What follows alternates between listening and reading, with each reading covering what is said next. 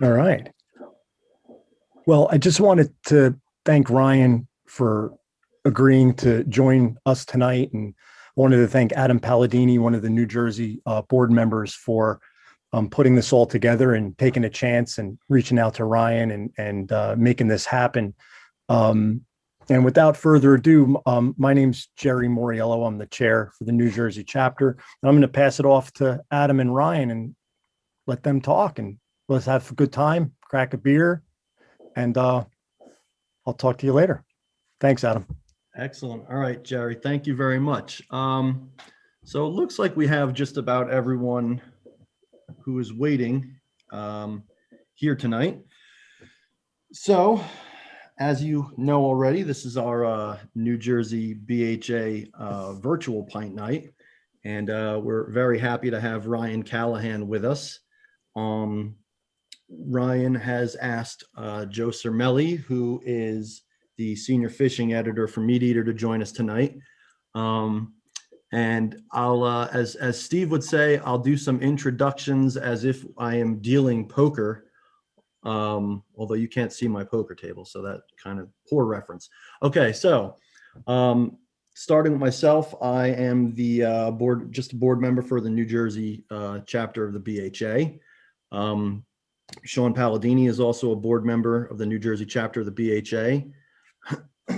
I've got John, pronounce your last name for me. I apologize. Provenzale. All right, we got John Provenzale. He is a board member of the New Jersey chapter of the BHA. As I mentioned, Jerry Moriello is our chapter president. Tonight we have Christina Jones with us. Christina is the New Jersey State Women in the Outdoors coordinator for the National Wild Turkey Federation. I mentioned Mr. Joe Cermelli. He's the senior fishing editor for MeatEater. We've also got Keith Griglak tonight. Keith is a senior biologist with the New Jersey Division of Fish and Wildlife, and he is also the Northern Hunter Ed coordinator for New Jersey Fish and Wildlife as well. And most importantly, the gentleman who needs no introduction, Mr. Ryan Callaghan. Ryan is the conservation director at MeatEater. He's the host of everyone's favorite MeatEater podcast, Cal's Week in Review.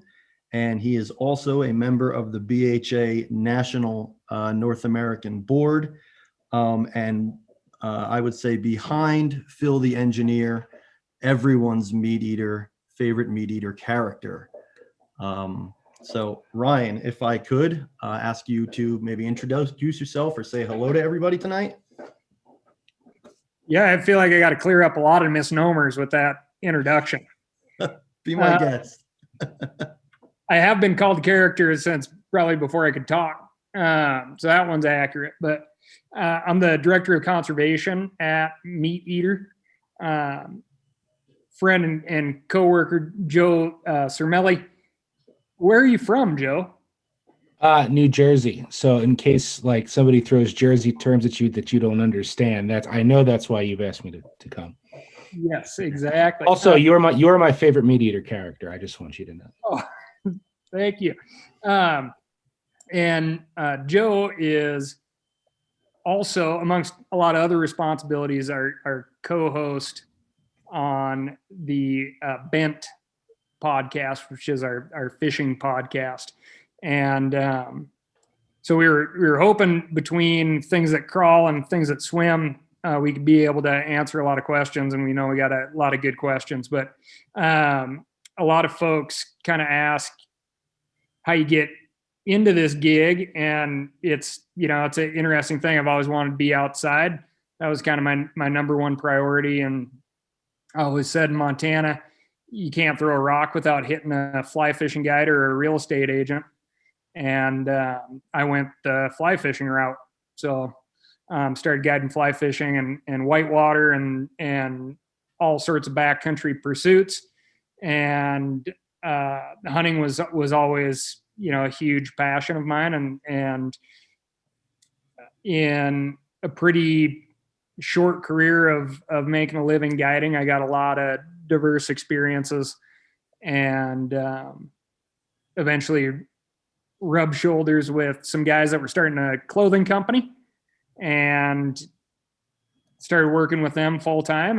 And then a buddy of mine was working on putting bison back on the Charles M. Russell Wildlife Refuge in Montana, and started working with this dude who was really into bison. And he'd just written a book about it called American Buffalo or American Bison. And he was like, yeah, I think you guys would get along. And that was Ranella. And then about a year later, I was guiding old Steve up in British Columbia for grizzly bears and moose, and having a heck of a time. So I know one of the topics we'll probably get to is maybe black bears in the state of New Jersey. And it's a great topic and pretty funny to talk about, because my experience with the state of New Jersey is the New Jersey Turnpike, and it's a feat. You guys did great with that one, but my physical immersion to the state doesn't run beyond that. So just looking forward to it, and big thanks to board members, international board members. They're all volunteers. So big thanks to the BHA volunteers that are putting this on and working in states like New Jersey, which has to be more than a turnpike, right? We have trees. 18%. We have a handful of trees. Yeah, we do. A couple. And 18% Couple of our deer. property is public use. So we're getting there.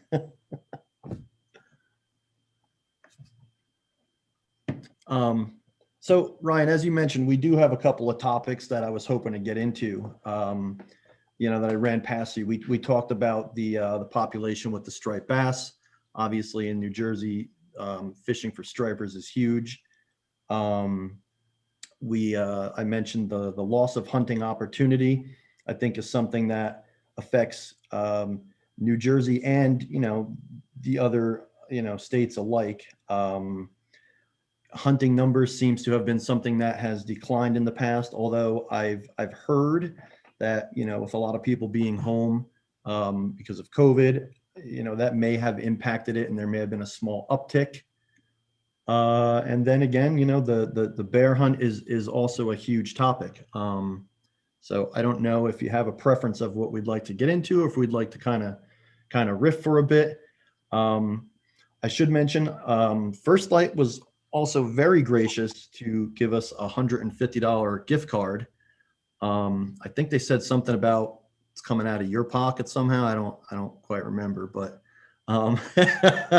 they said everything's going to be a size large, right? So I don't want to put you on the spot, but at some point we were trying to figure out a way to give that gift card away. If maybe there's a particular favorite, what's the word I'm looking for? A question. Oh my God, guys, help me out here. I'm brain fart. A trivia question. If we could come up with some kind of trivia question by the end of the call, or some way to give away this gift card, someone will be happy going away tonight. But we'll kind of put that on the back burner, and I guess we'll deal with that before we get to Q&A, I think, a little later. I would also like to mention at one point we're going to open it up to some Q&A. So everybody listening, although the chat feature is down at the moment, before we open it to Q&A, I'm going to open the chat feature. And if you could send your questions to BHA board member Sean Palladini, he's going to review your questions, and then we'll get them out there to Cal. So that's kind of the housekeeping items. So I don't know, Cal, can we just jump in? Should I pick a topic? Do you have something maybe that's near and dear above those that you'd like to talk about? We're kind of free here tonight. I don't want to. Yeah, well, let's start off with stripers if we can. Joe is definitely the muscle in the room when it comes to stripers. I think for this audience, a really interesting thing that's happening right now is how well stripers are doing on the West Coast, and they're your stripers. Okay, people put a bunch of stripers in barrels, put them on a train, and dumped them in the San Francisco Bay. And stripers, people were catching stripers, and they thought, man, this is a great fish. And they immediately got a good sport fish and table fare following, so much so that somebody came back, got a bunch of barrels, stuffed those full of stripers, and dumped them back in the San Francisco Bay after a train ride again. And those fish are kind of public enemy number one if you're a salmon type of person. But they also have like their own dedicated following of an accessible fish. It fights hard. It's a good eater, both in terms of table fare, but it's not overly selective on the bait it takes. And they're great spear fishing targets. They're great on the fly rod. They're great on spin tackle, and they're great if you're just sitting on the edge of the giant irrigation canal that the Sacramento River has kind of become. And, doing a lot of interviews over there are folks that solely focus on striper, even though in the exact same muddy boot prints, they could be fishing salmon. Warm water conditions are very conducive to raising striper, and some of these warm water events that have been in these estuaries have really caused a striper population boom, and they're seeing some additional predation on some of our threatened and sometimes endangered fall run Chinook salmon, both in the Sacramento, the Coquille, and Columbia. And those the San Francisco Bay striper decided not to just stay in one place. How dare they? And they've moved all the way both down into Southern California and then up into the southern part of Oregon. And exact same fishery phenomenon.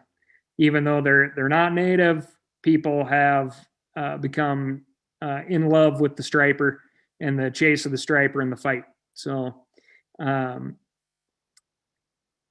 the situation on the East Coast is a different one from what I've told and what I've read. So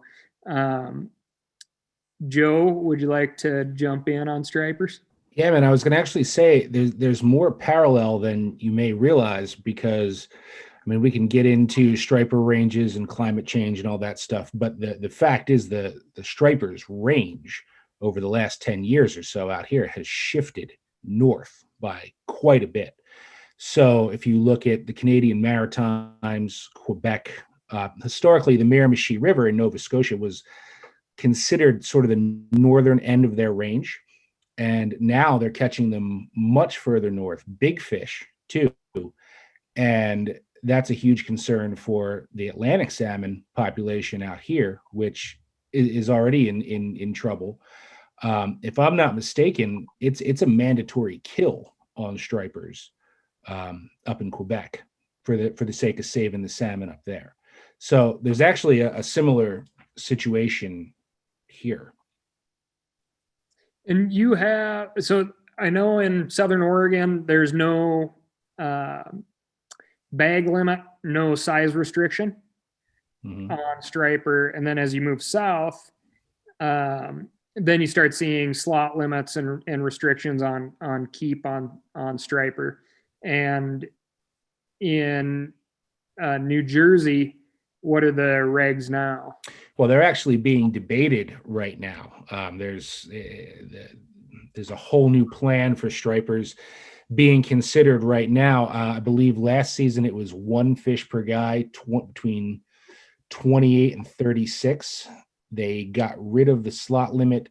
Charter guys might have still been able to get slot tags, but you can't kill a trophy striper anymore. So the days of legally, putting a 40 or 50 pounder in the boat here, that's already gone away. And now they're reassessing everything now. And I'm a striper guy, and I can't keep track of it state by state. I mean, I know Chesapeake Bay, I think they just made it one fish at 19 inches within the bay. So these limits can vary by state, by whether you're in the bay or in the ocean. The ocean is the only thing that I believe is governed straight up and down. But once you get inside into the different rivers and bay systems, it varies. And if you had to kind of boil it down to a handful of things, what's the appeal of striper? It's accessible to everyone. I mean, this is an inshore fish that naturally feeds close to the beach. So you look at a lot of things that guys target around here, tuna, offshore, things like that. You need a expensive boat and the gas money and the tackle to get after that. You can have no boat and catch a 50-pound striper, theoretically as easily as a guy with a little John boat, as easily as a guy with a 30-foot express boat or center console. It's always been the accessibility that has made them so appealing. How do they taste? They are delicious, though. I'll tell you, right now, Stripers Forever is actually trying to push through or propose a 10-year moratorium. So no kill on striped bass for a full decade. And they're a delicious fish, but personally, I might take one a season anymore. In my younger days, I would take a limit to the point where I'm almost sorry I did that as much as I did back in the day. But I don't fish for stripers for food anymore. I might take one smaller fish a year, something like that. For me, I mean, they're a powerful fish. They're versatile in terms of how you can target them. Like you were saying, Cal, you want to fly fish for them, you fly fish for them. If you want to drink a beer and troll, you can catch them that way. You want to throw a plug, there's not much that you can't do. There's a million different ways to target these fish. So there's not much else in the Northeast. I'm always jealous of the redfish states. There's not much else in the Northeast that you can walk out onto a beach with minimal tackle and tie into a fish of that size. They're the sort of the dominant game fish for that reason. You can throw a clam out there and hook into a 50-pound fish. That's the only opportunity to do that here really is with striped bass. There's nothing else that runs side by side consistently that offers you a shot at a really big, strong fish. And there's a commercial harvest on striped bass as well, right? And that's a big debate on who's doing the damage and what part of the take is causing these population declines, correct? Sure. Yeah, there is. And same thing, that varies state by state. New Jersey has no commercial fishery for stripers. I don't want to talk out of school because I forget who does. I know Chesapeake still does. And I believe Massachusetts still does.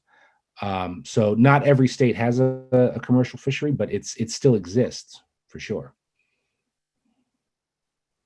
And if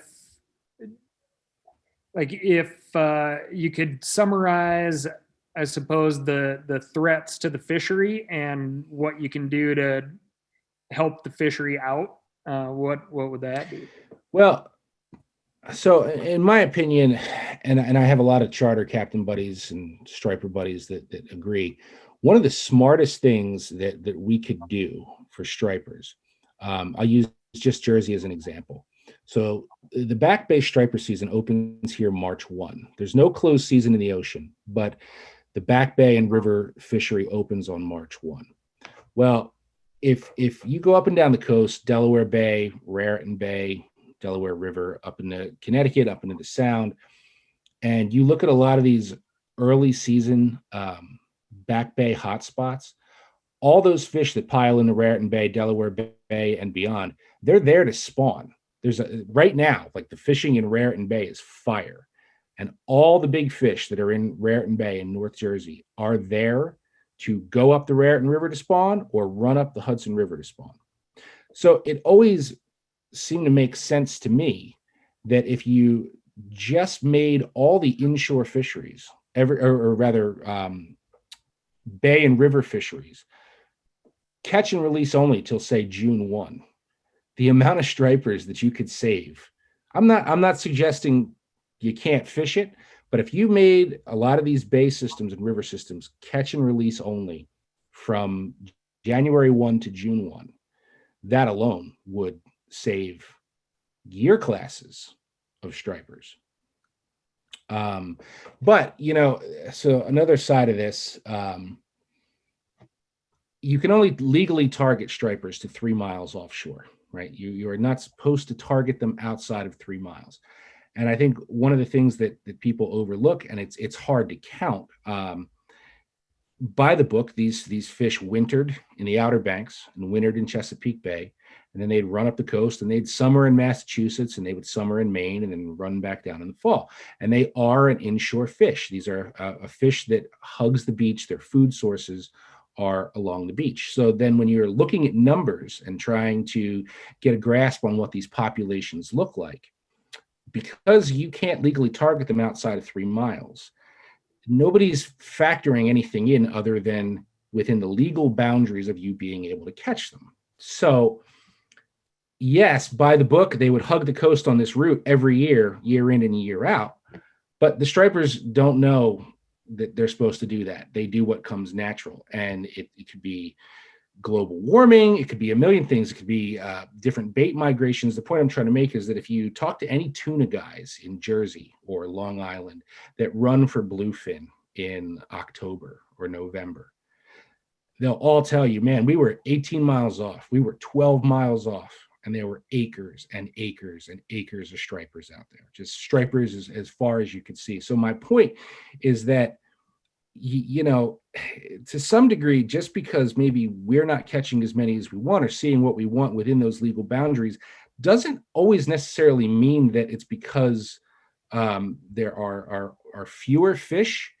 It's just that we're not considering that those routes might change, that migration route might change. So I certainly think that we need more conservation on the striper front. I'm a huge advocate of that. I personally wouldn't be opposed to a 10-year moratorium, but again, that's me personally. That's not factoring in the tackle business, all the charter guides that rely on that. So I see the bigger picture there, but I hear that year in and year out. I've been hearing it for 10 years. Man, there's no bass inside this year. We can't buy a bass. There's no bass. There's arguments constantly all spring and all fall. You know, this guy posted all these fish. Oh, he was over the line, or this party boat's running over the line. So over the line is much harder to factor what's happening out there into the overall sort of population data. And that's a constant. I hear it every year, 20 miles off, stripers everywhere. So, you know, if you look at Montauk as an example, it's this big feeding ground. And then by the book, again, those fish should come off of Montauk, come down Long Island, follow the bait, come down Jersey and do their thing. There's a lot of evidence that suggests that because maybe temperatures are too warm or change too quickly or bait fish patterns change, you'll see this push of fish in the fall, like down through Montauk. Well, they come right off the tip of Montauk and just keep right on going, and they'll bypass the entire coast of New Jersey. So we're not seeing them where we want to see them. It doesn't necessarily mean that they don't exist. They're just not there. And then speaking to Jersey specifically, I'm sure a lot of you guys, know this too. Ever since Hurricane Sandy, the amount of beach replenishment that we have done in this state is staggering. And I get that. That's all economically tied too. People want nice beaches and they want their waterfront homes. I grew up fishing North Jersey's jetty country. That's Point Pleasant north to Sandy Hook. There was a jetty on damn near every block, man. That was like my playground, rock hopping. There's barely any jetties left in jetty country because they've all been covered over. And if you look at sand eel migrations and bunker migrations and the bottom structure and contours that helped that traditional striper route along to follow this path, and they're here because this, and the sand eels are here because the bottom is right here. Man, I find it hard to believe that us meddling with coastlines so much over the last 10 years doesn't contribute something to the lack of stripers inshore. And same thing, everybody's, well, there's no stripers. Well, are there no stripers, or are they just not where you need them to be because of this, or this? So, as an angler, I have to factor all that stuff in. I have to, I hear that anecdotally, and there's a big part of me that says and there's a lot more than we think. They're just not where we can count them or where you're going to catch them. So it's a classic. Did the wolves eat all the elk, or did the elk just not step on the logging road that you've been sitting on all day? Exactly. So, Adam, can I just throw something at Joe? Do you mind? Joe, I've heard that argument, especially after Hurricane Sandy, about the actual change of the habitat, because we've seen a drop off of fluke. We've seen a major drop off in flounder, which also is a huge industry fluke is what we call them. They're the same fish, but they have different names depending upon the season, correct? Mm-hmm. Well, actually, so we have fluke. They're actually a different species from southern flounder. Same family, but Gotcha. I call them both. I have my whole life. They've dropped off. And as a child, I remember fishing for weak fish. And you catch a weak fish, it's like, you're catching a dinosaur, because you hardly see those at all anymore. Yeah. Well, I mean, it sort of opens a can of worms. Again, you look at things like a striper moratorium, right? And how that would affect the charter business up and down the coast. Well, that wouldn't be the first blow. That could be the last, because I haven't fluke fished in years. I have so many charter captain buddies. They don't even bother booking fluke trips anymore. And that was their summertime bread and butter. When the stripers were gone, they switched over to fluke. You can go out there, you catch 75 fish a day sometimes. If 2 of them keep, that's a lot. Now you have to ask yourself, what's the release mortality? So yeah, I hooked all these fish. I had to weed through all these little ones that I had to throw back. So that has seriously hurt the party boat industry. Frankly, I don't know how these party boats make it all summer, because it's not cheap to run on one because of fuel prices and inflation and everything now. And you're hoping you're keeping a fish that when you and I were kids, I would have been like, oh my God, that's like, whoa, that's a trophy. Now that's just what you need to catch. You bring up weak fish. When I was late teens, early 20s, I mean, when I was a kid, stripers were mythic. That was something I dreamed of catching. There were no stripers here in the 90s. Like, to see somebody catch one in person, you were like, oh my God. We pounded weak fish. That was my fish. And we can really get off on all these different things. Bluefish too. When I was a kid, every night from May 1 to October 1, every party boat ran nighttime bluefish trips. 10 miles off, put out the lights, drop the chum, slammer blues all night. Doesn't happen anymore. There's no bluefish. They come in now, they spawn in the bays. I haven't caught a big bluefish in the summer in years. But again, because stripers are so potent, they mean so much. We put so much emphasis on that when you make a good point. Like, you have to look at the bigger picture. And I distinctly remember those fall sand eel bites being tremendous before Sandy, and they tanked, and they've come back a little the last few years. But there's a lot here that's already changed in some respects, despite the trouble that stripers might be in.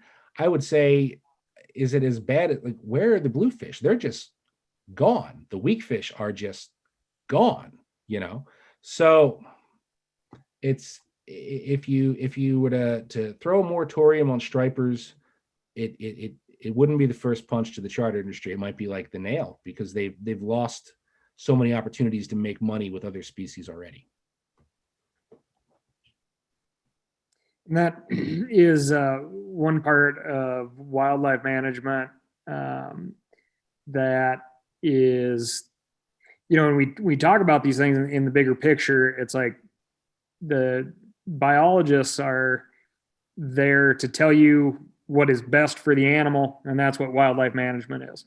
The reality is that data is there, it's invaluable, but then it gets thrown in a blender with social science. And there's a social tolerance that then has to be slapped on top of the hard data. And what we come out with is wildlife management. Folks who actually finished school could chime in there and tell me if I'm full of crap. Wouldn't be the first time I've heard it. Won't hurt my feelings. Well, we're no stranger to loss of opportunity in New Jersey. That's the truth, though. So, Can I ask just one more question about the stripers before we move on, Adam? absolutely, yeah. What are your thoughts, Joe, particularly New Jersey, and Ryan, you probably know other areas of, we have a big movement for offshore wind and contracts in place. This is going up. What are we supposed to expect about fishing opportunities recreationally and commercially based on, changes that those contracts and the building of these solar farms or wind farms might have on the, fish populations? That's a really good question. I would assume more structure is good, but like, can you get within casting distance of one of these things? Yeah. So we've covered this a little bit on Ben. I've been reading up on this because this is happening right in our backyard. And the answer is, I don't know, because I've never fished an offshore wind farm, but I've fished tons of oil rigs, in the Gulf. And the guys down there live and die by those rigs. They're ugly. They're not much to look at, but they create so many fisheries. Now, I've read that there's some concern that the electromagnetic field or vibration that these turbines put off actually scares fish away, and that there's some captains and things that think this is going to be a bad thing. I don't think that there's been enough of them put on the East Coast and fish to really know if that's right or wrong. The way I look at it, just because I know the area where they're talking about putting them, it's south of Barnegat Inlet, southeast. I think they said 12 to 20 miles. They're not sure. You're talking about putting these things in sort of a dead zone. You're not slapping them on top of a reef or the Chicken Canyon or someplace where they're going to get in the way of what's already a really good spot. So personally, and I could be proven wrong once they're here, I'm excited about it because, like you say, Ryan, it's structure that didn't exist. There was nothing there. And now you're putting this structure here. And I look at, we have a lot of really marginal fisheries in Jersey. So look at sheep's head, king mackerel. We have all those things here. But I wouldn't call it, there's not a huge population and they don't really have what they need to thrive like they do elsewhere. So I've picked off a lot of king macs trolling inshore over the years while you're out there bluefin fishing or whatever. It's one here, one there. But then if you look at the southern fisheries, well, you look at king macs, what do they like? They like shade, they like structure. So king mac fisheries in the Gulf often revolve around fishing rig legs. So I don't know, the fisherman in me is going, man, like there could be some pretty cool stuff that stacks up around the legs of these turbines and might create fisheries or opportunities that we don't have, or sort of just strengthen these sort of marginal fisheries that we don't. But then again, I don't know, the magnets could scare everything off to Long Island and we could be totally wrong. We'll have to see. I'm not sure. Birds don't like them. Yeah. Well, that. So how does that, how would we transition then to, is a moratorium, is that something likely? Joe, you mentioned that's come up before. How realistic is that? I'm not sure how realistic it is. Stripers Forever has been pushing, they've been sort of at the forefront of pushing to make these fish game fish. By their assessment, that's what's needed to really see the population bounce back. But there's just been a comment period. I really don't see that happening because I think the economics, like we were talking about with tackle shops and charters and just how much other money is wrapped up in the striper fishery, that I don't see that happening. Even with baits, you look at the guys who are catching fresh bunker and importing surf clams. If you're going to soak a bunker head in the surf or you're going to throw surf clams out there, you run a serious risk of hooking fish deeply just based by the method. It's not that catch and release friendly of a fishery sort of. So you have to factor in that there are a lot of people out there who do still striper fish because they want to bring a striper home for the table. I mean, I'm not one of them. I know a lot of people who aren't, but you can't discount the people who buy their island beach pass or book the charter because that's what they want. And I think ultimately that's going to win out because there's too many dollars wrapped up in that. Wish that was the case with just about every other small game or land animal. I wish the money and the interest drove the opportunity we had, and like Ryan mentioned, and I think like is the problem around the country is it's not science-based. We have all this data on all these populations that can support a hunt, but we base it on public perception or majority rules, which is unfortunate. Well, it's interesting though, because right, if it were purely science-based, I think we would have been putting away the shotguns, rifles, and bows in a lot of instances for 10-year moratoriums. Whereas, I think the greater sage grouse right now is a great example, right? Like we're continuing to hunt very limited, in a very limited fashion in Montana compared to when I was a kid, for sure. Idaho, I believe, is going to go to a tag system for greater sage grouse this year. And, hunting isn't a huge factor, but when you're dealing with a very limited population, I think you could still make a pretty strong case to say 10-year moratorium, right? The interesting part, though, is when you take that population of people that are willing to fight for a striper or a bird, and you make them walk away from that animal organism for 10 years, a decade, you may not have the gusto to get it back. Right? It's like, oh yeah, we did. That was a fun thing. Now I'm too old to go walk a bunch of sagebrush. Right. It seems like a slippery slope, and you almost never get opportunity back. So it's like, it's sacred, and that's what we try to in New Jersey. It's like so often you feel like you're clutching at the hunting opportunity you do have. I mean, there's no hunting with hounds. There's, obviously because of population, there's limited rifle hunting, but just some of the rules to begin with, they don't seem based in logic.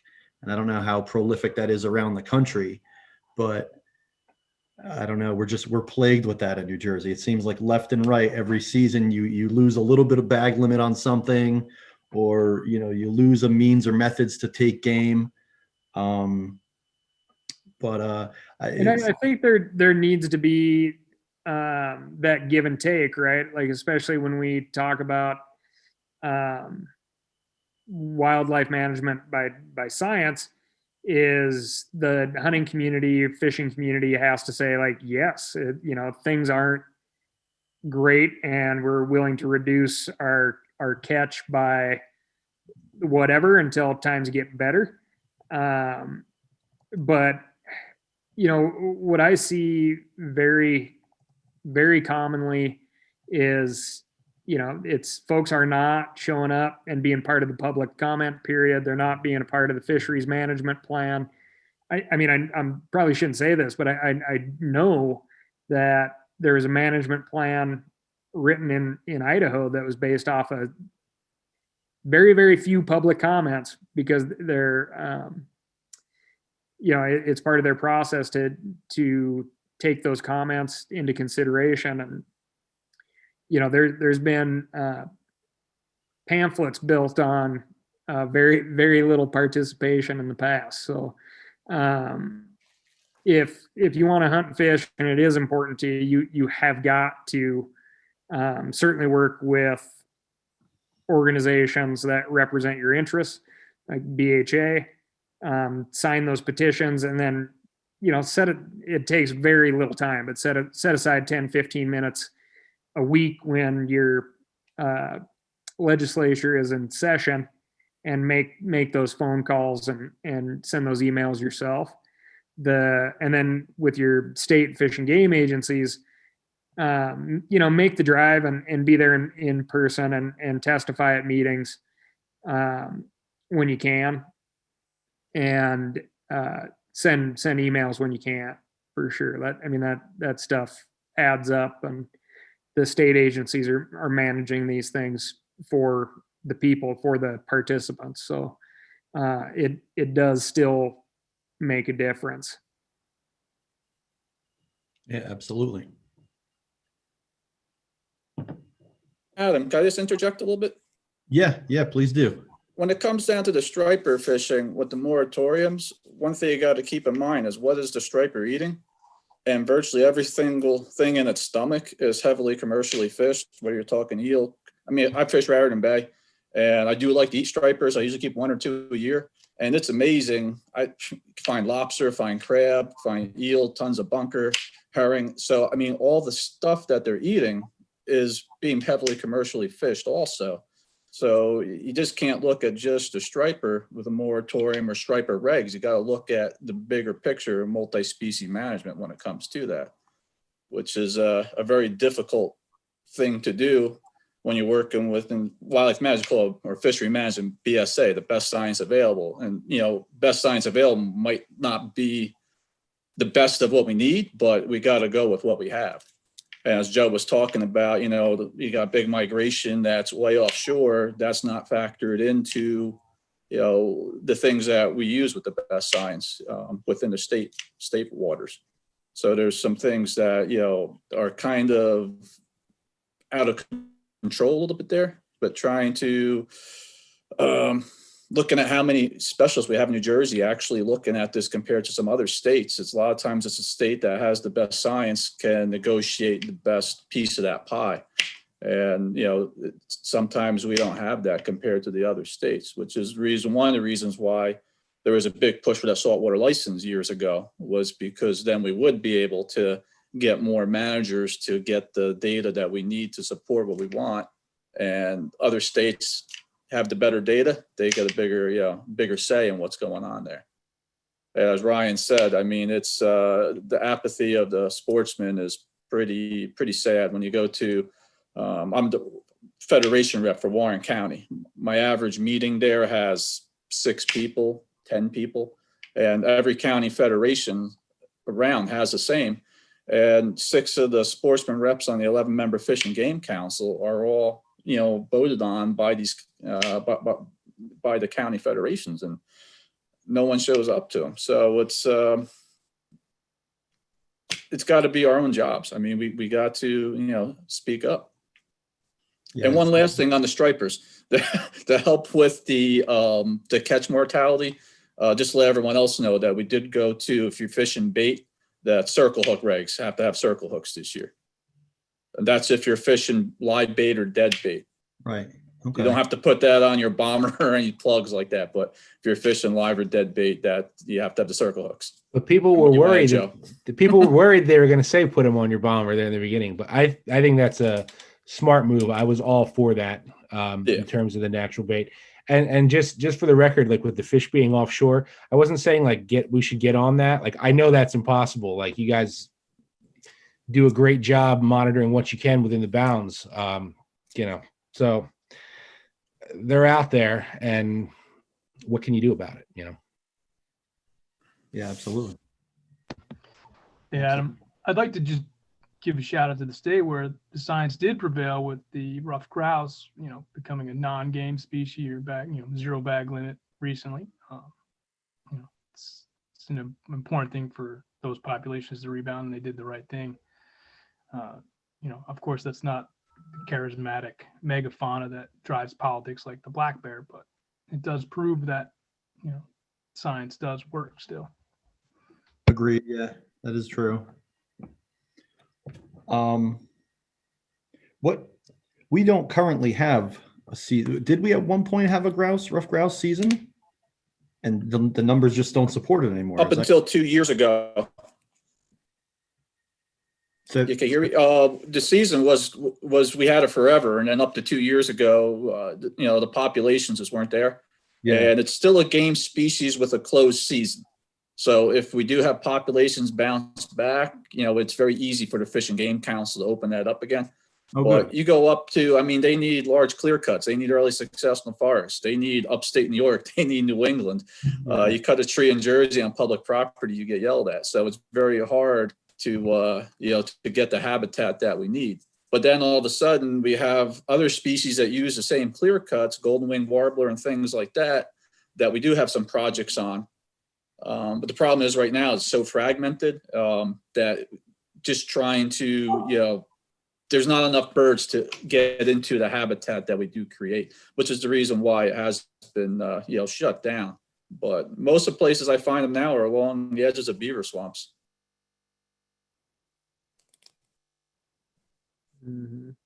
One example, like getting something back, I do think we'll be seeing, some limited draw on the old grizzly bear, certainly around the GYE, the Greater Yellowstone ecosystem. So tags in Wyoming, a tag, maybe 2 in Idaho, and 10 to a dozen tags in Montana, probably. I would be my guess, and I think we could see it under this administration too. I would hope so. Let me think. As far as topics go, so can we move into loss of hunting opportunity? Is there, stripers is just one aspect of it, but I have a question that I can maybe pose to Ryan. I think we've seen a pretty steady decline in hunter participation since like the early 80s. I think things like peaked with like 30 million or so hunters back in the 80s, and we saw like less than half than that around the turn of the 2000s. What's like the industry sentiment? Like, what do they see as far as like how to stave this sort of precipitous drop in hunters, and from just like a dollars lost industry perspective is I think like groups like the BHA and things like that are a good place to start, but is there also any sort of like sentiment or plan or action plan from like an industry and corporate standpoint, these companies that stand to lose money on the loss of all these hunter drop-offs? What is there any sort of like sentiment or thoughts about what the next step is for companies like First Light and Stone Glacier and all these who live and die by the hunter participation? Well, I think one thing that we've seen was the modernization of the Pittman-Robertson Act, which is an interesting topic, but the modernization of PR basically allowed a portion of that excise tax dollar to be used towards marketing, essentially, which is your R3 program. Right. So BHA, obviously, great job at R3, which is like the worst marketing name you could ever come up with to try to get somebody interested in something, right? Well, it's R3. Doesn't that sound like fun? Recruitment, retention, reactivation. And so like that's one thing that you've seen, how individual companies act. And I bring that up, I'm not shirking the industry side of things, because when the lobbying was going on for the modernization of PR, every bullet industry, archery industry company was asked to sign on and at least advocate in name for the modernization of PR. That ability for outreach in those funds was built into Dingle Johnson, the fishing excise tax. And that's why you've seen some kind of national campaigns, like the Let's Go Fishing and some different things for a while. And it hasn't had kind of a sister side in hunting. The different manufacturers behave in different ways, right? And you see, like, we always said very tongue in cheek that the hunting industry is at least 10 years behind the greater outdoor industry, which, I mean, we're really a part of, right? But the way you saw, all these very iconic brands in outdoor shift their catalogs over to actually talking to people through catalogs versus just showing goods. That's something that the hunting industry didn't do, like I said, for a decade. It took them a decade to catch on. Starting to speak to individual consumers and respond as an individual is not something that we saw in the hunting space for a long, long time. So, I think we're going to see brands start to communicate with the consumers, with the people who subscribe for email lists, et cetera, in a different way. But it's going to take time. I think one thing that's resonated in industry is that line of aspirational, inspirational, oh my God, that's freaking scary and it's not for me type of advertising, right? And that's where you get into the good buzzwords of like inclusivity. And is your brand positioned in such a way that it is so exclusive that you're not going to get interest from people that are just poking their heads in to the hunting space? And I'd like to believe that brands are getting better at saying, like, you don't have to rappel out of a helicopter with a longbow to be a hunter. You can be a hunter with a rimfire 22 or a 410 shotgun and kick brush piles on state ground for bunny rabbits, and you're still part of this community. As far as threats go, by far and away, it's access and the opportunity, which folks equate to like success, like putting a bunny in the bag or a buck maybe, is up there as well. But access is the name of the game. Like if you like being outside, if you like the act of hunting and figuring things out, you need access, and you're gonna find the opportunity that is there because of that access. And that is that kind of double-edged sword of PR that we've talked about a little bit. Is now we have some of those funds going for outreach to bring more people in, ideally, or keep them in, or get them to dust off the shotgun that they put away a long time ago, instead of going to, possibly more habitat, more access, easements, etc. It was very interesting when I was running around with the National Shooting Sports Foundation, and who is basically like the lobbying arm or nonprofit arm for firearm manufacturers. They are very proud of where these PR excise dollars go.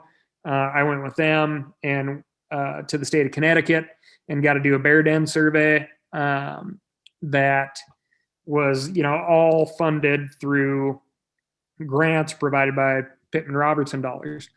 And, super, super cool experience. But one of the things that resonated with me during that experience is the biologists in Connecticut reference the state of New Jersey.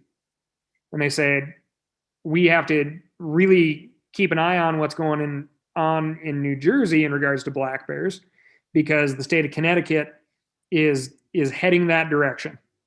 We're getting higher population densities and an influx of people from all over that aren't familiar with hunting. And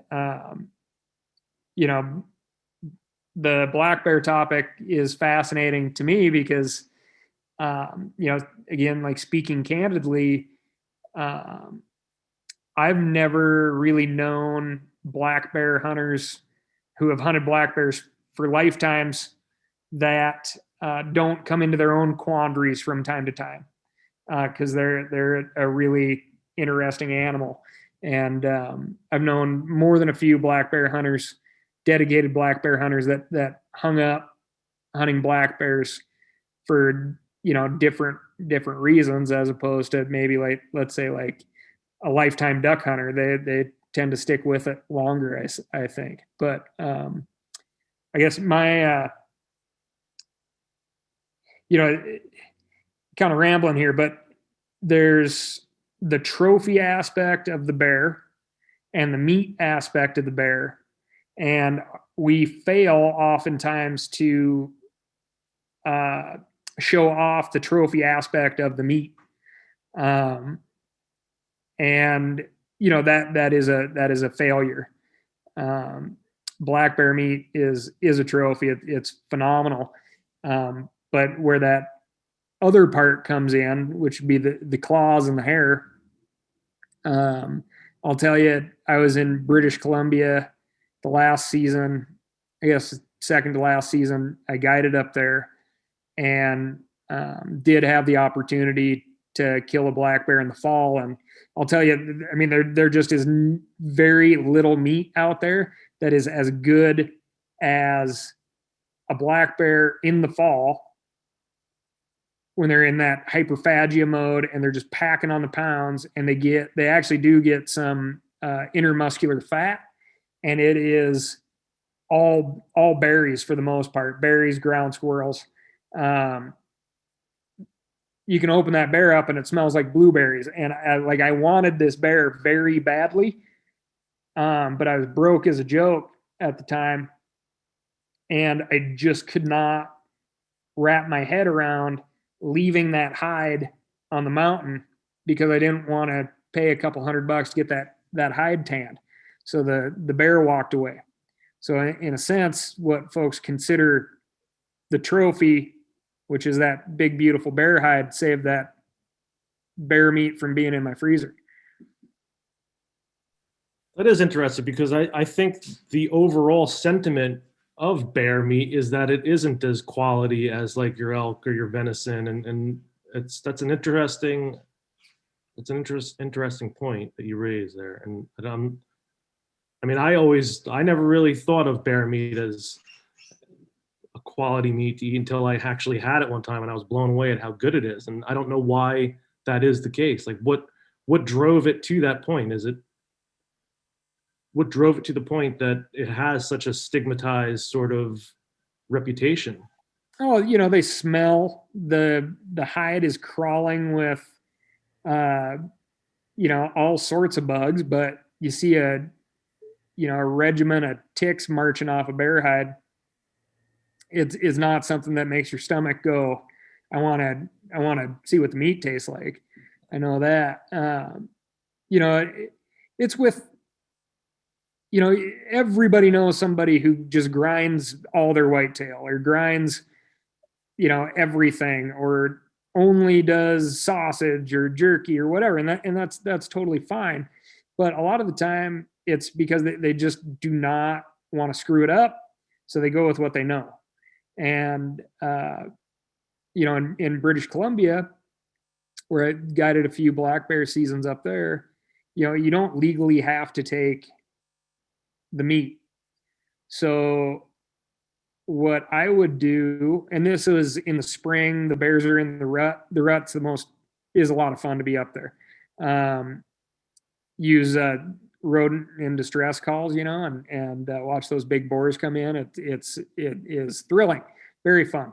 But those bears, man, they smell. They are in heat and they just stink. And the first bear that would come into camp, I would, ask whoever got it if it was all right if I butchered the thing, and I'd cure that big ham as you would just like your general barbecue rub recipe, like brown sugar, salt, kind of whatever you got, black pepper, rub that thing down, flip it over a couple of times in the fridge over the next 24 hours, put it on the smoker, pull it off at about 150 degrees and serve that to everybody.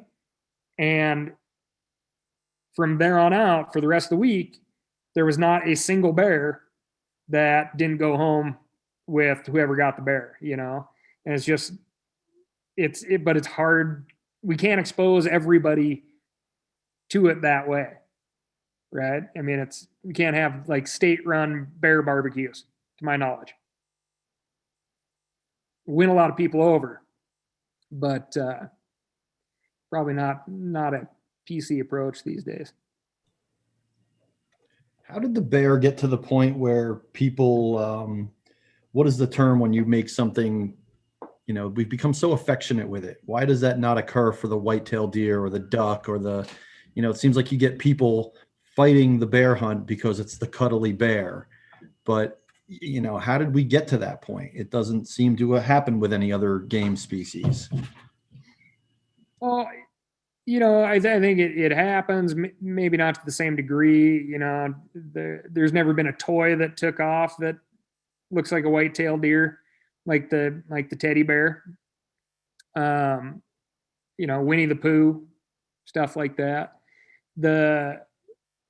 It'd just be nice if we could be more honest and more direct with people, and be a little more straightforward on, what happens to nuisance bears. States kill a lot of nuisance bears.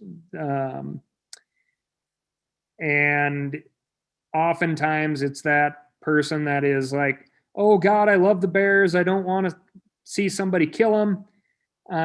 So I'm going to call because they keep knocking over my bird feeder that I refuse to not use anymore. Can't do that. And then, that bear can be euthanized, shot, killed as a consequence of that. And, you can look up some of these numbers, but, some states kill a lot of black bears. And, what U.S. Fish and Wildlife defines as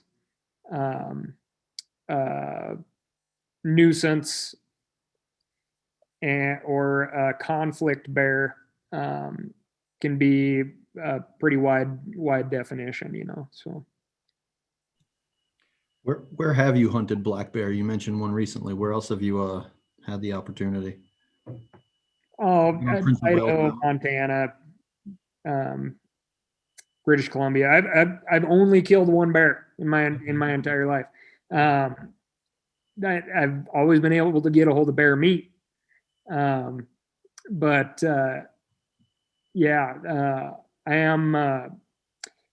I can say that before it got shut down due to litigation, I did apply for the one grizzly bear tag the state of Idaho put out for draw. So didn't get it. I don't draw any tags. That's Renella's job, I guess. Why did that get shut down specifically? Similar, to any other bear hunt? Is it just too much opposition? Public perception? Well, yeah, this was specifically on the language in which the grizzly bear went on the endangered species list, and a judge, in federal judge in Missoula ruled that the bear, the wording was such that the judge ruled that the bear coming off the list was not in line with the phrasing of the ESA listing. Right. So it wasn't a case of too many bears or too few bears, or it was this doesn't match with this. But yeah, that there's a lot of legal action involved in that. Gotcha. California recently got their bear hunt was on the line, correct? And then I believe they still do have a bear hunt to some degree. That's for black bears. Yep. So you can't run bears with dogs in the state of California, but you can. And I think they made baiting bears illegal in California as well. That would have been a while ago, but you can still hunt bears in California. I believe it's Representative Boner of California had a bill quite briefly that he actually pulled back out. So I don't believe it was even formally introduced, but yeah, that there's a lot of response to that one for sure. What are your thoughts on in our situation, the governor is going to shut down the bear hunt. There's not a referendum, there's not a bill coming up, and this is yet to be seen how it happens. But how do you educate people on the wildlife science is probably being disregarded in this scenario for politics? It's a tough one, I'm not sure if folks saw it, but I had this amazing opportunity to go down and work with Idaho Fish and Game for a few days, and we live trapped grizzly bears. And it was the second week of July, and by that second week of July, I want to say the state of Montana had killed 24 or 26 grizzly bears that season. Problem bears, right?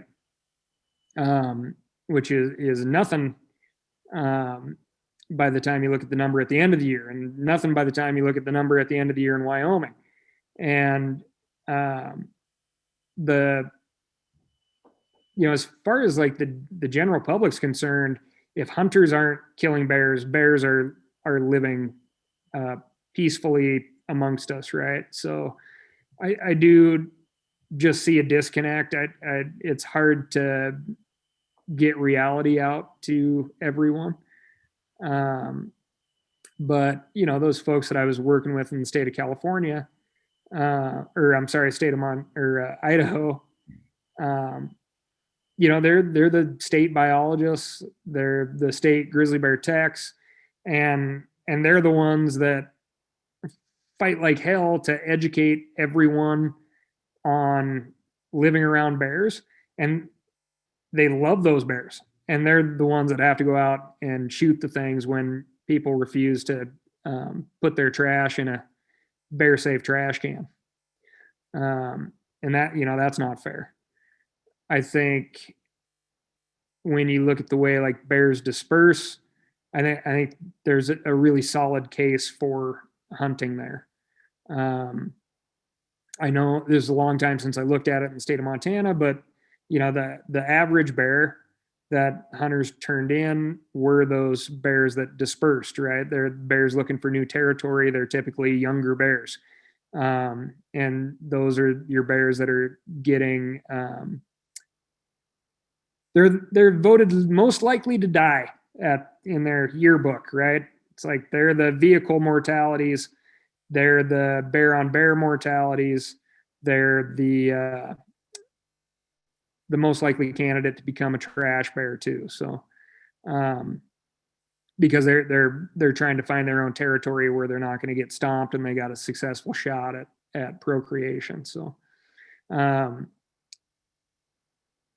do you sum that up and get that in front of somebody succinctly and say, and by the way, they taste great and I want to eat it. And, there's all sorts of cases for food that's raised like that versus the stuff that comes in plastic. It's tough. I don't have a silver bullet for you.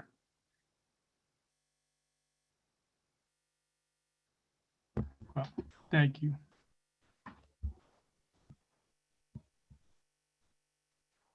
Let me just point out that New Jersey is a little bit odd in the fact that the bears only live in the northwest part of the state because that's really the best bear habitat, and most of the population lives everywhere else. So it's we're just in a tough spot where 80% of the people voting don't have any bear issues, and those 20% of people have pretty regular bear issues. So it's not really a question there, but I just want to point out that it's a very isolated issue in the state. Yeah, and I think it's absolutely ridiculous when I see things like, okay, well, we're going to shut down state land to bear hunting, but if you have private land to bear hunt on, you can do that, right? Because we don't want to infringe on private property. It seems a little. I have a limited vocabulary, and I'm tempted to say something that's not nice in case there's kids out there. But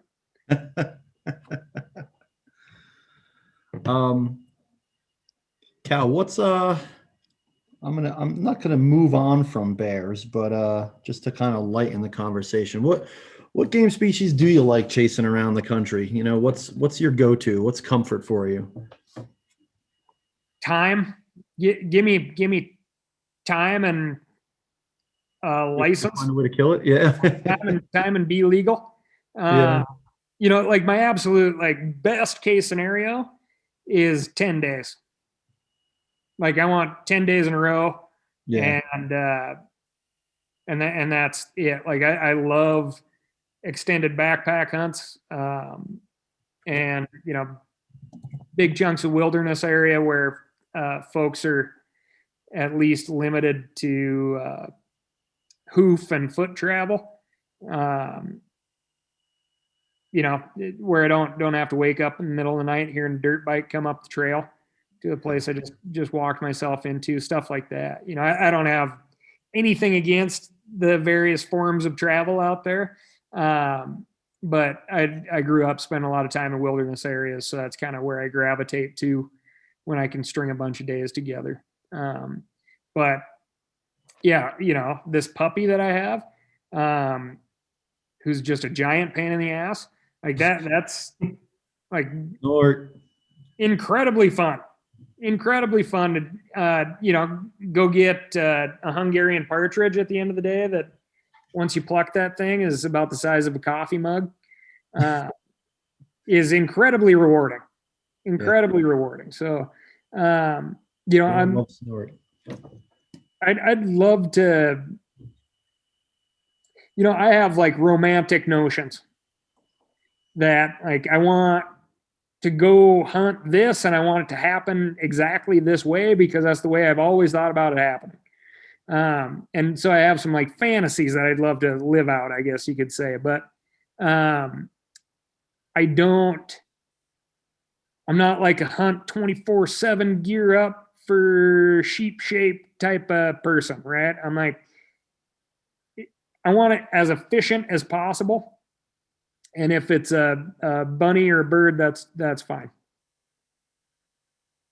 Cal, we got another question here.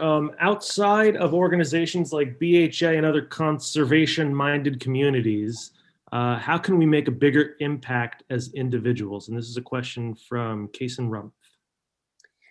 Yeah, I mean, it's a great question. There's a lot of great nonprofits out there that do really good work that overlap great with hook and bullet nonprofits. And being a part of those communities as someone who hunts and fishes does nothing but good things for hunting and fishing. You get the opportunity to, weigh in on, whatever issue that you're tackling from a hunting and fishing perspective. And at the end of the day, there's a lot of differences I'm sure there's a lot of folks on this chat room that we have set up here that don't see eye to eye on a lot of things, but we all like being outside, and it all boils down to folks who like being outside. So jumping in on those other organizations is always great. And then, you're going to have a lot of opportunities to be like, oh, well, actually, I've been hunting for a long time, and I'll tell you, this is exactly what the hunting community thinks. And there'll probably be some people in that room who are like, oh my God, that person's not crazy. They can't be a hunter. What happened? Things like that. And I've been in a lot of scary rooms where I swear I could see people filleting me alive out there in the audience, if looks could kill type of thing. And have always been able to find a lot of common ground by the end of the night. So a couple of beers help typically. Thomas O'Reilly wants to know, what do you suggest for a first-time hunter heading to Colorado for an elk hunt? Public land or guide on public land? Guiding, outfitting, all that stuff is there to take up the slack of not being there the first person, right? If you have the time to scout and bring all the stuff, and sometimes this stuff is pretty, some of these pursuits can be pretty gear oriented. They don't always have to be. Don't listen to all the stuff the gear junkies say. Then, outfitting and guiding is like a very efficient way of tackling some of this stuff, seeing things for the first time, getting that experience, and hedging your bets to make it, I don't want to use the word quality, but hedging your bets to be in a situation where a lot of the stuff is taken care of for you, the safety factors, the food. You just got to worry about yourself. That's what that stuff's there for. And that's how I made a living for a long time. And ideally you're in a situation where you're going to learn a lot about the animals. You're going to learn a lot about how to interact with those animals in the best possible way. Going by yourself is certainly something I recommend, but the reality is your expectation has got to be like, I'm here to learn. Your expectation can't be like, I'm here to kill an elk. Right. Like, hopefully that's a byproduct, right, being out there at some point. But, I grew up in Montana. My dad was not like an archery hunter. He wasn't a rifle hunter. It'd probably be doing a disservice to fishermen to call him a fisherman. So, when I finally it took me, if you count my rifle years, it took a long, long time to kill an elk, and that's growing up in Montana. So to that, there's actually a question that kind of parlays with that same sort of sentiment. For someone who's not as familiar with a Western hunt like that, are there any other sort of lesser known species or hunts that you would say would be a good sort of dipping the toe in or getting your feet wet to learn what it takes to get out there and do a Western hunt, and then maybe from there learn your pack system? You're kind of getting your feet into it, and then sort of feeling you're getting your feet and learning from that, maybe to then take the next step to like a larger species like an elk or something, something more grand scale than that. Turkey. Well, one thing that I've seen a lot of people do, and this is archery specific. I'm sure there's something rifle specific that would be similar, but like these 3D course archery shoots, a lot of them are happening on ski hills and stuff in the summer. I've talked to a bunch of folks that have come out and signed up for something like that as a much less expensive way to like come out, see what the altitude's about, carry a backpack up and down the mountain and do those archery courses. I think that's a phenomenal way of thinking. Coming out for some hikes and stuff like that in a non-hunting sense, I'll guarantee you're going to be way more relaxed. You're going to be able to see the area from a totally different lens when it's not hunting season. And I would highly recommend that. I think putting all your chips in one basket of being like, okay, we're finally going to do it. We're going to drive all the way out to wherever, is tough. I mean, you got to really be in the headspace of, this is my vacation. I'm here to learn. It's all an awesome experience. Ideally, I'd come home with something, but if I don't, no big deal.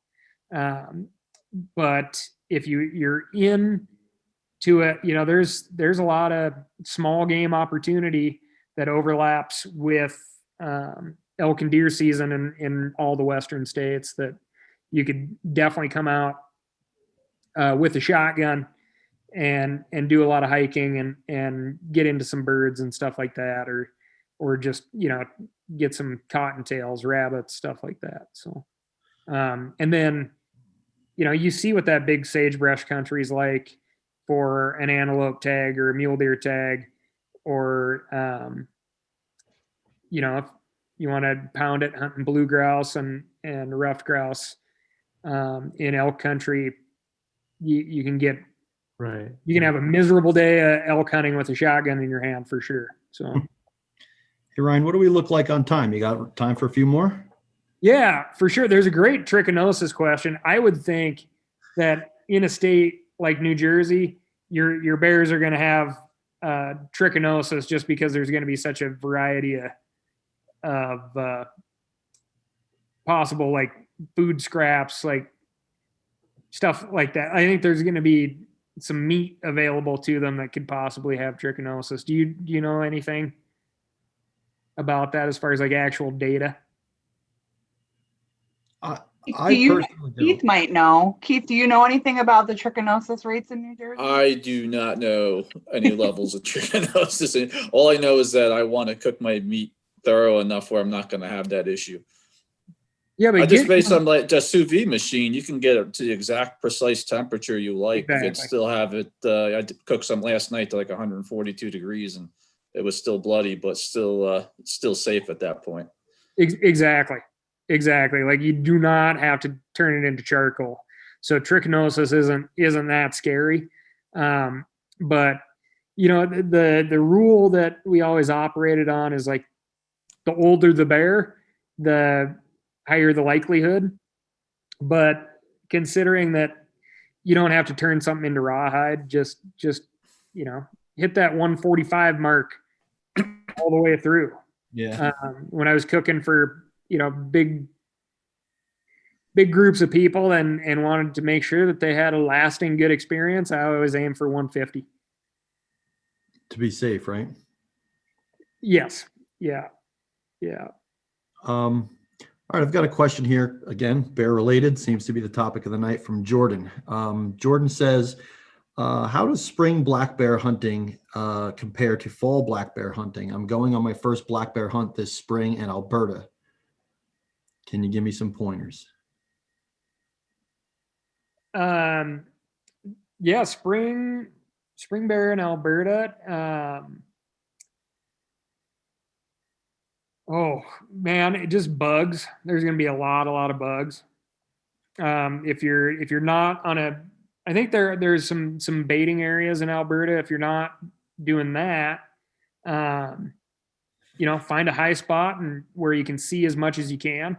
If you're there closer to June, those first 10 days of June.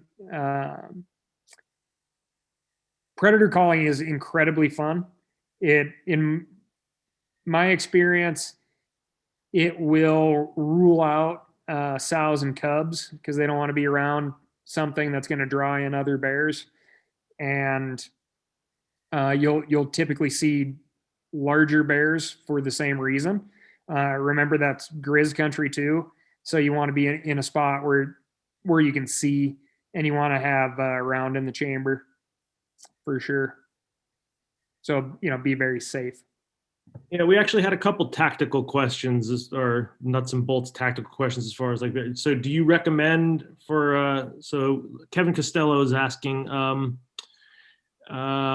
he hunts bears in New York, no way to spot and stalk with so many hardwoods and no high vantage points. Bait is not allowed.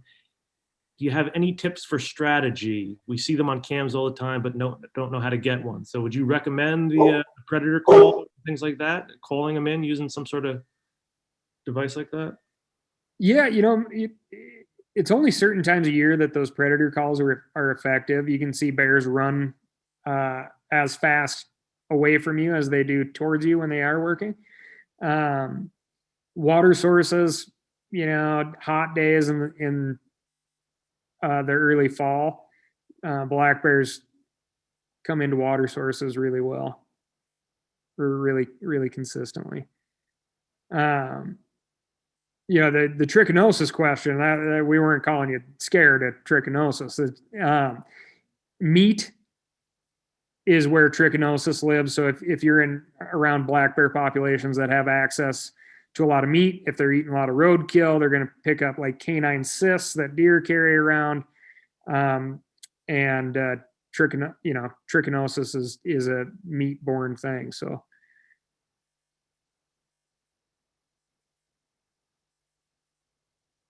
Let's see. We got a question here on whitetail from Matthew. Keith, this might be up your alley. Anybody jump in though. It says, are there any QDMA programs in New Jersey that you know of going on? Most QDMA plots are barren and overgrown. What's your opinion on the 3 points rule in New Jersey? So in New Jersey, in some zones, you have to have at least 3 points on one side to harvest that deer, but it's zone to zone. We also have a huge population of hunters that do deer drives, pushers and posters. Some people love drives, others despise them. So sort of a here and there on whitetail.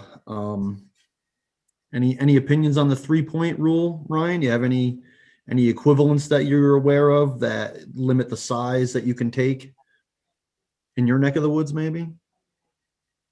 Oh, if you have the variety of zones to go to, I love rules. Rules are awesome. Like, rules make things more interesting. And it seems like something like that would be, that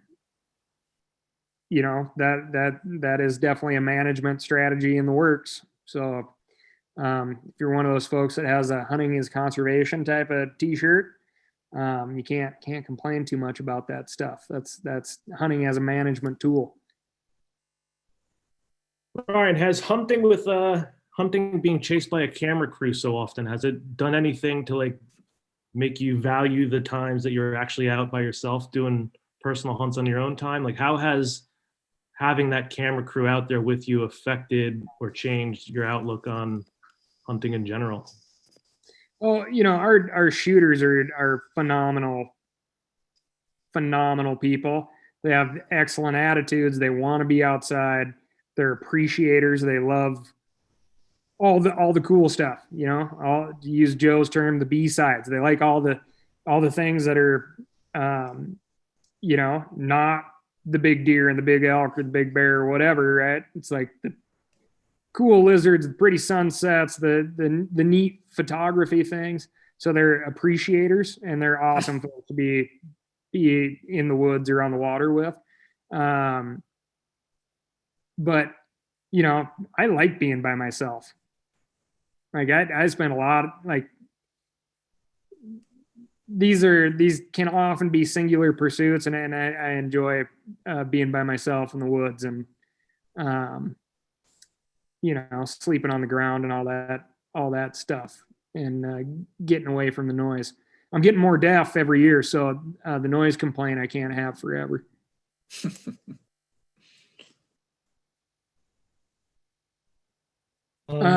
Yeah, the secret's out. If you are thinking about Sika deer, they are phenomenal eating. They're really great, really great.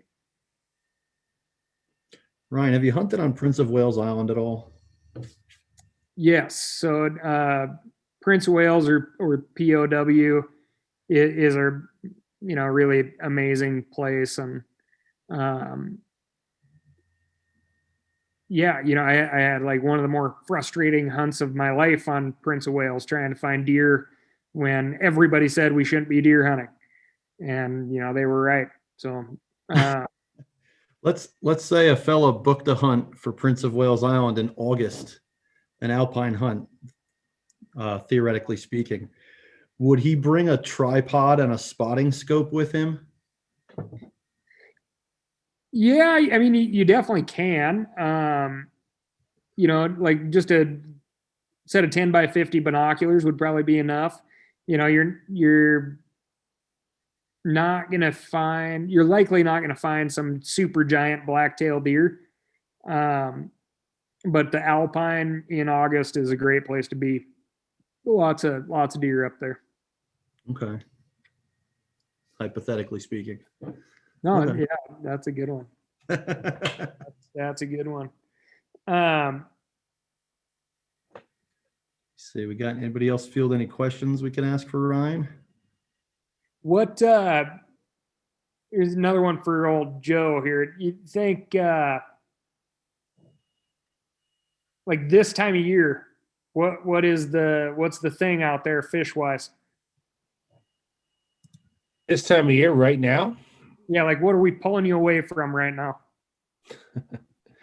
Pulling me away from anything. You're helping me not have to give my children a bath tonight. So it's all good.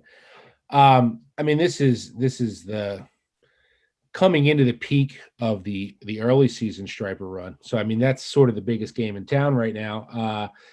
If you're into it, American Shatter running the Delaware right now, that's sort of my jam. That's what I'm really addicted to because I live right down the street from the Delaware River, and I've been doing that since I was a kid.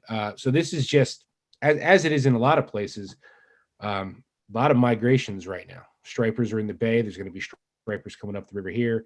Herring are in the river. Shatter in the river. Those are probably the big ones for me. It's also it's opening day. Trout season was when was it? No, it's this Saturday, right, Keith? This Saturday is, and it's catch and release season right now. Right. It was opened up on the 1st to coincide with New York to limit the interstate travel and also to distribute the crowds. Hopefully there'll be less people out on Saturday because they were already been out for a week. And I caught 51 in a couple hours today. So there's plenty out there for you. Nice. I haven't done the opening day thing in years, but my kids are getting to that age where maybe next year will be the first time I take them out to the lake like I did for all those years when I was a kid. But yeah, man, a lot of migrators right now, a lot of stuff coming out of the ocean and running the rivers, and it's only going to get better. Nice. Yeah, I gotta tell you, and we should probably start wrapping things up. But in college, probably first, second year of college here at the University of Montana, was hanging out with this guy from Wyoming, also a big hunter.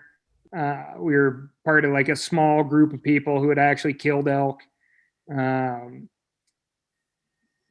we were pretty big time hunting dudes, and we were from the West, right? Wyoming, Montana, and bump into this guy at this party, and he's like, "Oh yeah, you guys like to hunt? I heard you talking," and we're talking, and he's like, "So, how many deer did you kill the other year?" or last year, I was like, well, one, kind of what you get. It's not strictly true, but for most folks. And he's like, oh yeah, my brother and I killed 54. We're like, where are you from? I said, New Jersey.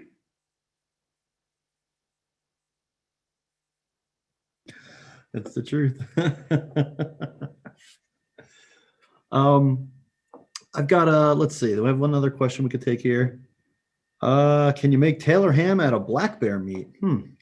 I have to chime in on that because when I first started at MeatEater, I challenged Cal. I said, I'm going to send you pork roll. It is whoever said that. It is not Taylor ham. It is officially pork roll.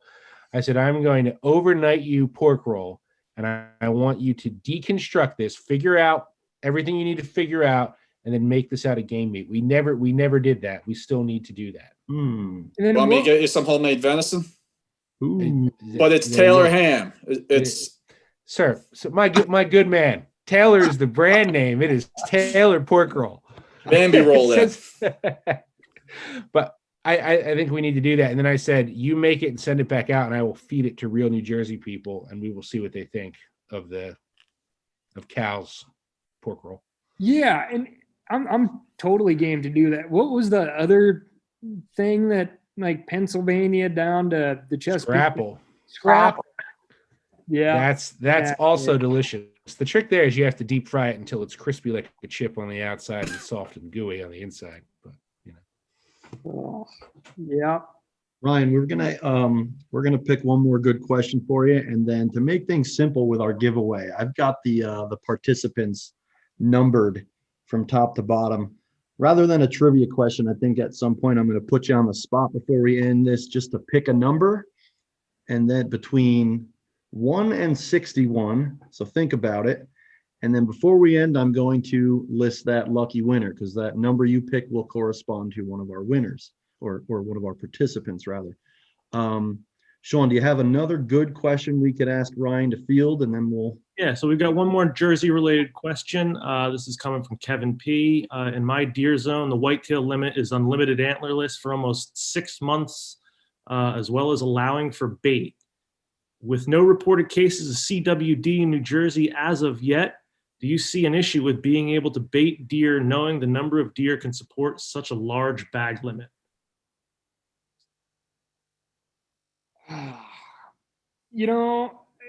With CWD these days, it's not really a matter of if, it's when, in my opinion.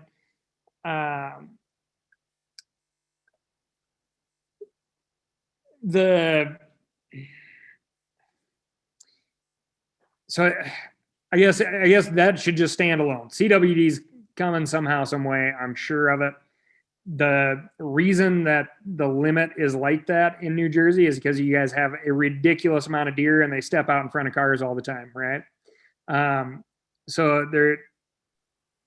that existed before we were really consistently talking about CWD. Right. I think, I don't have any problem with it. You guys are in a deer dense, human dense place. And that's what part of the management tool package that you've been given. I think it's totally fine. If you got a funnel someplace that you got access to, and deer stream through there from the park to some lady's backyard, and you don't have to go through the hassle of packing bait, that'd be even better. But use the tools you got. All right, I think that should wrap up our question and answer. I think. What do you think, Adam? Yeah, I think all that's left is to get Cal to commit to come hunting in New Jersey for some ducks with his dog. So Cal, can I get you? Let me get you to pick a number. Like I said, between 1 and 60. First Light was gracious enough to give us a $150 gift card for one lucky winner. So if you could pass along our thanks to them.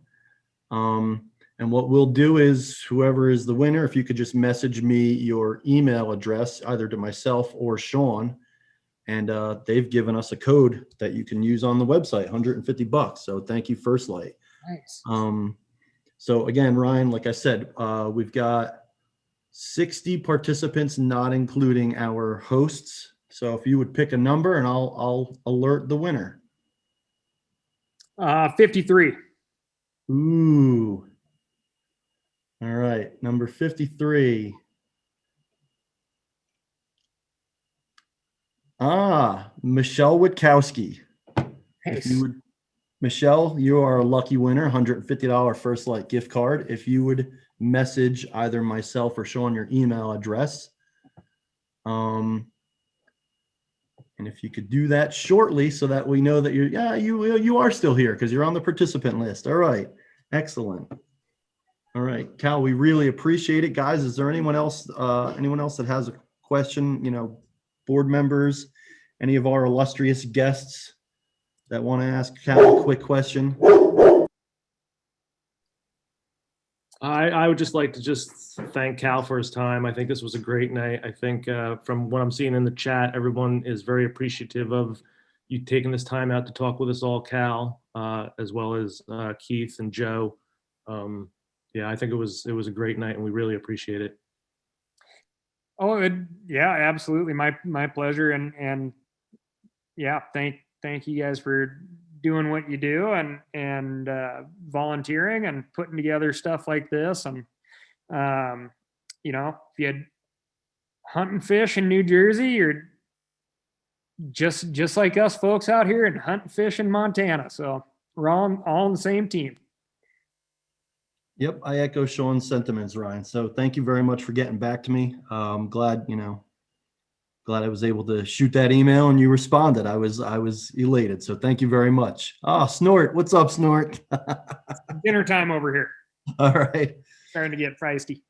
All right. Well, thank you very much, Ryan. We'll let you go. And thank you for everything you do and give our regards to the MeatEater crew. I'm sure everybody here is a big fan as well. So, and tell Phil we said hello. Will do. Thanks, everybody. Have a great night. Thank you, everyone. Thanks, everyone, for joining. Have a good one, Joe. Thank you, Keith. Thank you, Christina. Thanks, everyone.